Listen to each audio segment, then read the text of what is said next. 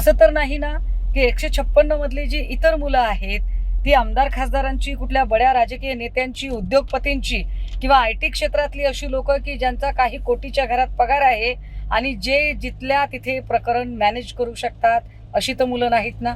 पण 156 लोकांपैकी फक्त 78 लोकांवर गुन्हे दाखल झाले, तर त्यापैकी फक्त 29 लोकांची टेस्ट केली गेली. त्यातल्या फक्त 29 लोकांची टेस्ट का होते? पुण्याच्या तुळापूर जवळ एका पार्टीमध्ये 156 लोक सापडले, पण 156 लोकांपैकी फक्त 78 लोकांवर गुन्हे दाखल झाले, तर त्यापैकी फक्त 29 लोकांची टेस्ट केली गेली. आता प्रश्न असा उरतोय की जर 156 लोक होते तर 156 वर गुन्हे का बरं दाखल झाले नाही? गुन्हे फक्त आणि फक्त 78 लोकांवरच का? आणि 78 लोकांवर गुन्हे दाखल करूनही त्यातल्या फक्त 29 लोकांची टेस्ट का होते?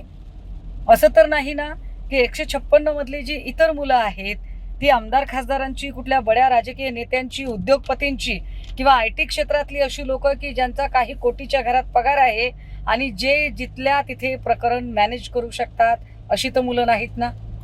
पोलीस असं सांगतात की या प्रकरणामध्ये एक्साईज डिपार्टमेंटची परमिशन घेतली गेली होती. पण मग एक्साईज डिपार्टमेंटची परमिशन घेतली तर तो कागद कुठे आहे? तो कागद पब्लिक झाला पाहिजे.